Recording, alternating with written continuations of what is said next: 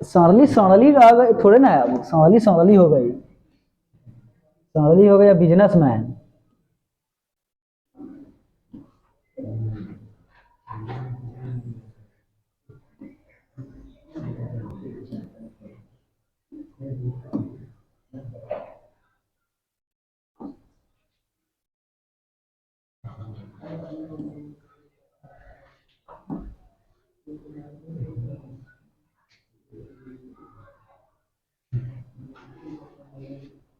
चलिए हुआ पढ़ा जाए।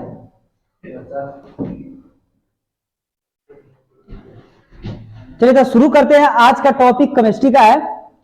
कल का वीडियो में या कल के क्लास में कहिए, कल के क्लास में हम लोग देखे थे धातु के बारे में जाने थे ना। तत्व किसे कहते हैं, तत्वों को कितने भागों में बांटा गया, तो उसमें हम लोग देखे थे तत्वों को 3 भागों में बांटा गया, धातु, अधातु, उपधातु। किसी कारणवश हम लोग धातु पे ही रह गए। आज का वीडियो में हम लोग देखेंगे अधातु और उपधातु के बारे में। अधातु किसे कहते हैं और उपधातु किसे कहते हैं ना।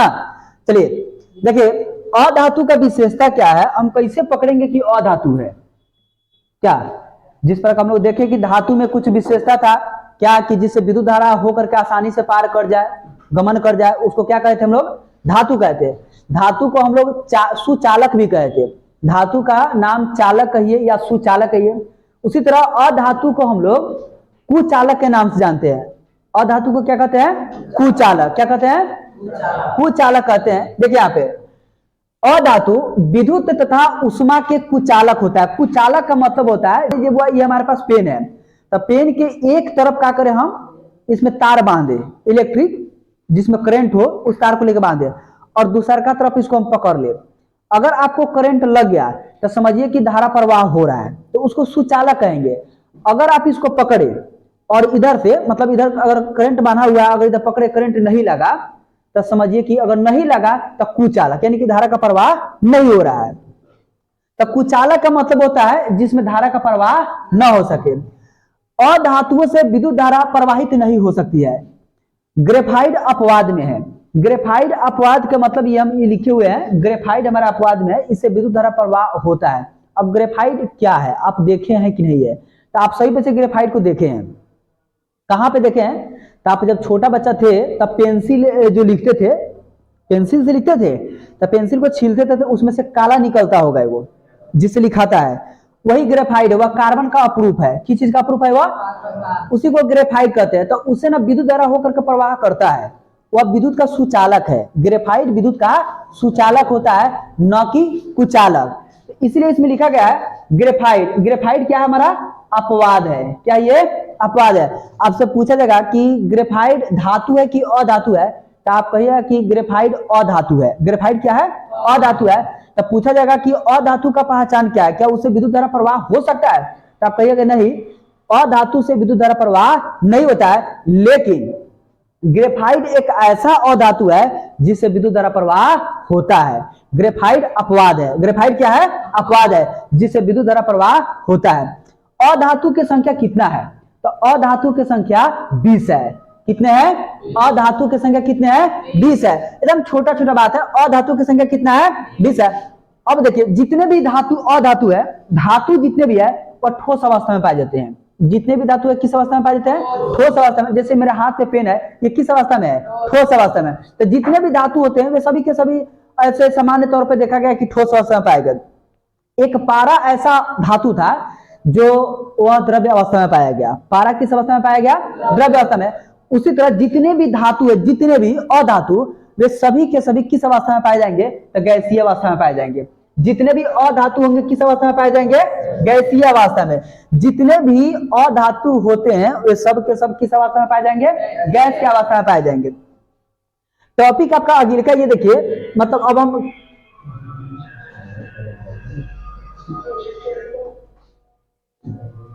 जितने भी अधातु किस अवस्था में पाया गया, गैसीय अवस्था में पाया गया। अब देखिए अधातु के कुछ गुण है, यहां पे लिखा गया है अधातु के गुण। अधातु के कुछ गुण है। देखिए अधातुओं का आयनन विभव, विद्युत ऋणात्मकता तथा इलेक्ट्रॉन बंधुता तीनों ही उच्च होता है, जिसके कारण जिसके कारण से इलेक्ट्रॉन त्यागने के बजाय ये ग्रहण करते हैं। आपको मालूम होना चाहिए जितने भी धातु होते हैं वे सब के सब इलेक्ट्रॉन को त्यागते हैं। जितने भी धातु होते हैं क्या करते हैं? इलेक्ट्रॉन को त्यागते हैं। लेकिन जितने भी अधातु होते हैं वे सब के सब इलेक्ट्रॉन को ग्रहण करते हैं। अधातु का गुण क्या है? इलेक्ट्रॉन को ग्रहण करते हैं। और धातु का गुण क्या है? इलेक्ट्रॉन को त्यागेंगे, यानी कि वह इलेक्ट्रॉन को देंगे। और अधातु क्या करेगा? इलेक्ट्रॉन को लेगा। किसके कारण? तो इलेक्ट्रॉन लेता किसके कारण है? तो आयनन विभव के कारण। किसके कारण? आयनन विभव के कारण, विद्युत ऋणात्मकता के कारण। और तीसरा का इलेक्ट्रॉन बंधुता के कारण। किसके कारण? इलेक्ट्रॉन बंधुता के कारण। अगला का है इनमें किसी भी प्रकार का धात्विक चमक नहीं पाया जाता है। जितने भी धातु होता है उस सब में एक विशेष प्रकार का चमक पाया जाता है, जिस चमक को धात्विक चमक कहते हैं या धातुविक चमक कहते हैं। लेकिन अधातु में ऐसा कोई चमक नहीं पाया जाता है। अधातु में कोई धातुई चमक जैसा चमक नहीं पाया जाता है। तो इसमें कह रहा है कि इनमें किसी प्रकार कोई चमक नहीं पाया जाता है। ये आघात वर्धनीय तथा तन्य नहीं होते हैं। जितने भी धातु होते हैं उस सब के सब आघात वर्धनीय एवं तन्य होते हैं। आघात वर्धनीयता एवं तन्य का मतलब क्या होता है? आघात वर्धनीयता का मतलब होता है जिसको हथौड़ा से पीट करके हम चादर का निर्माण कर सकते हैं, फैला सकते हैं। और तन्य का मतलब क्या बताए थे? जिसको हम तार बना सकते हैं खींच खींच के। लेकिन अधातु में इस प्रकार का कोई क्वालिटी नहीं पाया जाता है, इस प्रकार का कोई गुण नहीं पाया जाता है। अधातु को जैसे ही आप पीटिएगा तो वह चकनाचूर हो जाएगा, टूट जाएगा। लेकिन धातु को जैसे ही पीटिएगा तो वह पचक जाएगा।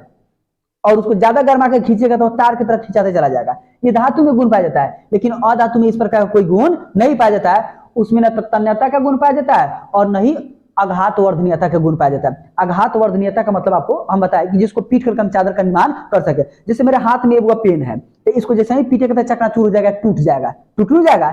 लेकिन अगर यही लोहा का रहता यानी कि धातु ही रहता तो इसको पीटते तो ये टूटता नहीं, ये पिचक जाता। अगर ये हाथ में लोहा रहता तो इसको पीटते तो टूटता ही। लोहा को पीटेगा तो टूटेगा नहीं, टूटेगा, वो पचक जाएगा। देखिएगा उसको मार के हथौड़ा से पीट पीट के लोहार लोग क्या करता है? उसका हथियार बनाता है, खुरपी का निर्माण करता है, फसूल बना देता है, तलवार बनाता है, फारसा बना देता है, भिन्न भिन्न प्रकार का औजार बना देता है। लेकिन अधातु से इस प्रकार कोई औजार नहीं बनेगा। तो इसमें आघात वर्धनीय तथा तन्य का गुण नहीं पाया जाता है। ये विद्युत तथा उष्मा के कुचालक होते हैं। विद्युत तथा उष्मा के कुचालक का मतलब समझा है कि जिससे विद्युत धारा प्रवाह कर जाए उसको सुचालक बोलेंगे, और जिससे विद्युत धारा प्रवाह नहीं करेगा उसको क्या बोलेंगे? कुचालक बोलेंगे। क्या बोलेंगे? कुचालक बोलेंगे।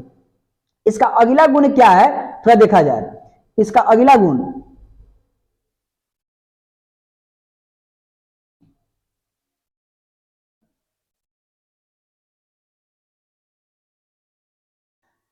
इसका अगला गुण है इनका घनत्व, गलनांक और कथनांक बहुत कम होता है। अधातु का गलनांक, कथनांक बहुत कम होता है। इनका घनत्व, गलनांक और कथनांक क्या होता है? बहुत कम होता है। इनका ऑक्साइड स्वाद में खट्टा और अम्लीय होता है। जितने भी अधातु होते हैं, धातु जितने थे उनका स्वाद कैसा था? क्षारीय था, कड़वा था। धातु का स्वाद कैसा था? क्षारीय यानी कि कड़वा था। और इनका जो ऑक्साइड है, स्वाद है, इनका स्वाद कैसा होगा? खट्टा होगा, अम्लीय होगा। जितने भी अधातु होंगे उनका स्वाद कैसा होगा? खट्टा होगा। कैसा होगा? स्वाद में खट्टा होगा, अम्लीय होगा। ये वायु तथा जल में रखने से खराब नहीं होते हैं। जितने भी धातु होते हैं उनको आप जैसे ही पानी में छोड़ दीजिएगा नमी वाले जगह पे, या उनको खुला छोड़ दीजिएगा तो वे मतलब ऑक्सीजन से अभिक्रिया करके क्या करेंगे? संक्षारित कर देंगे, यानी कि खराब हो जाएंगे, नष्ट होने लगेंगे। जितने भी धातु होते हैं उनको अगर खुला में छोड़ते हैं तो उनका संक्षारित होने का डर बना रहेगा, खराब होने का डर रहेगा, यानी कि उसमें बीजी पकड़ लेगा। लेकिन अधातु में इस प्रकार का कोई गुण नहीं पाया जाता है। देखिए इसमें सीधे कहा गया कि वायु तथा जल में रखने से ये खराब नहीं होते। हमारे पास प्लास्टिक है, कि प्लास्टिक को हम क्या करिए? पानी में रख देते हैं, मतलब ये खराब होगा, इसमें जंग लगेगा। लेकिन लोहा को आप पानी में रख दीजिए, उसको निकाल कर बाहर में खुला छोड़ दीजिए, उसमें कुछ देर के बाद जंग लग जाएगा, कुछ दिनों के बाद लग जाता है। तो वह उसमें धातु में गुण पाया जाता है कि वह संक्षारित हो जाएगा। लेकिन अधातु में गुण नहीं पाया जाता, वह संक्षारित नहीं होता है। ये सब जितना भी आप गुण देखे हैं ये सब का सब अधातु का गुण देखे हैं। हम लोग धातु का गुण देखे, अधातु का गुण देखे। अब हम लोग देखेंगे उपधातु का गुण। किसका देखेंगे? उपधातु का। अब हम लोग देखेंगे उपधातु में कौन कौन सा गुण पाया जाता है।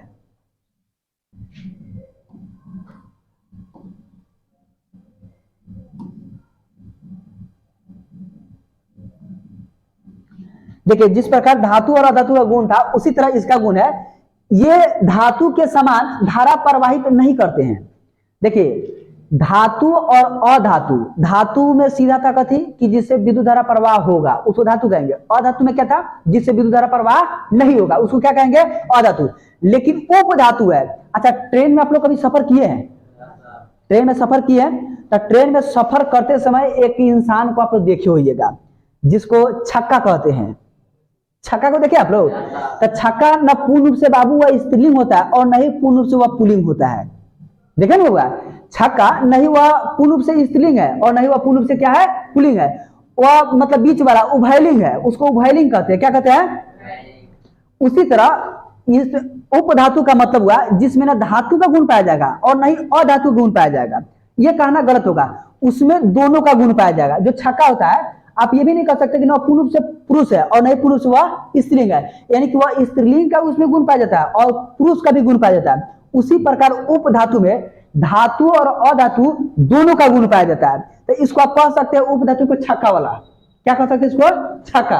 अब ये धातु के समान धारा प्रवाहित नहीं करते, धारा का प्रवाह कोटर यानी कि होल के सहायता से होता है। आप ऐसे कहिएगा इनमें धारा प्रवाह होता है लेकिन तैका तैका होता है, कितना होता है तैका तैका। देखिए अधातु में साफा नहीं होता है और धातु में बहुत ज्यादा होता है प्रवाह, लेकिन जो उपधातु होता है उसमें तैका तैका होता है, यानी कि पूर्ण रूप से बहुत ना ज्यादा होगा और नहीं कम होगा, यानी कि थोड़ा थोड़ा होगा। अधातु में विद्युत धारा का प्रवाह होगा लेकिन कितना होगा थोड़ा थोड़ा होगा, कितना होगा थोड़ा थोड़ा होगा। इनका प्रयोग हम कहां पे करते हैं, तो उपधातु का प्रयोग मेमोरी कार्ड में करते हैं, कहां पे करते हैं मेमोरी कार्ड बनाने में करते हैं, सिम कार्ड बनाने में करते हैं, पीसीबी बनाने में करते हैं, इन सब चीजों में इनका हम उपयोग करते हैं। उपधातु की संख्या पूरा कितना है 7 है, उपधातु की संख्या कितना है 7 है। अधातु की संख्या कितना था 20 था, अधातु की संख्या कितना था 20 था, उपधातु की संख्या कितना है 7 है। देखिए उपधातु कौन कौन है, जैसे बोरॉन है, सिलिकॉन है, जर्मेनियम है, आर्सेनिक है, इस प्रकार ये सब का सब आपका कौन सा है उपधातु है। उपधातु को अर्धचालक कहा जाता है, सबसे समान अर्धचालक सिलिकॉन है, सबसे कम या सामान्य अर्धचालक कौन सा है सिलिकॉन, कौन सा है सिलिकॉन। सबसे सामान्य अर्धचालक कौन सा है सिलिकॉन है, कौन सा है सिलिकॉन। देखिए सबसे सामान्य अर्धचालक कौन सा है सिलिकॉन। जिस उपकरण में अर्धचालक का प्रयोग किया जाता है उस उपकरण को क्या कहते हैं, तो सॉलिड स्टेट कहते हैं, क्या कहते हैं यानी कि ठोस अवस्था कहते हैं, क्या कहते हैं ठोस अवस्था। जिस उपकरण में अर्धचालक का प्रयोग होता है उसे सॉलिड स्टेट कहते हैं, क्या कहते हैं सॉलिड स्टेट का मतलब होता है ठोस अवस्था, क्या कहते हैं ठोस अवस्था। पृथ्वी पर सबसे अधिक मात्रा में पाए जाने वाला तत्व कौन सा है, पृथ्वी में सबसे अधिक मात्रा में पाए जाने वाले तत्व इस प्रकार है, आप देख सकते हैं ऑक्सीजन है, सिलिकॉन है, एल्युमिनियम है, लोहा है, कैल्शियम है और सोडियम है, ये सबसे अधिक मात्रा में पाए जाने वाले तत्व का नाम है।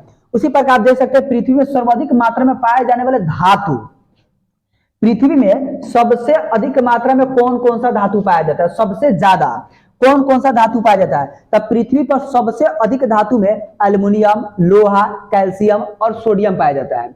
सबसे अधिक मात्रा में कौन कौन सा धातु पाया जाता है, देखिए अल फेंकना, आप इसको ऐसे याद रखिएगा अल फेंकना। अल फेंकना का मतलब क्या होगा, अल फेंकना देखिए अ से एल्युमिनियम, अ से कथी होगा अल से एल्युमिनियम, फेंकना से लोहा, फे से लोहा, क से कैल्शियम, ना से सोडियम, अल फेंकना।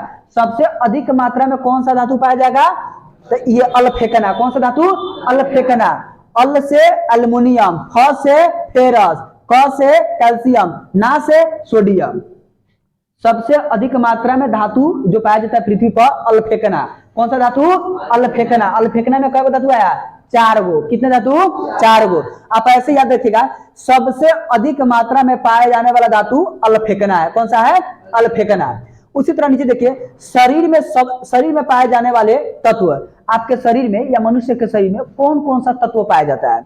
अच्छा पूछा जाएगा कि हमारे शरीर में कौन कौन सा तत्व है, तो आप क्या बताइएगा, तो देखिए हमारे शरीर में कौन कौन सा तत्व पाया जाता है, ऑक्सीजन पाया जाता है, कार्बन पाया जाता है, हाइड्रोजन पाया जाता है, नाइट्रोजन पाया जाता है और कैल्शियम, ये मनुष्य के शरीर में पाए जाने वाले तत्वों का नाम है। उसी तरह शरीर में सबसे अधिक मात्रा में कौन सा तत्व पाया जाता है? तो कैल्शियम। सबसे अधिक मात्रा में कौन सा तत्व पाया जाता है? आपका हड्डी जो है मजबूत जो होता है वह किसके कारण होता है? कैल्शियम के कारण। किसके कारण?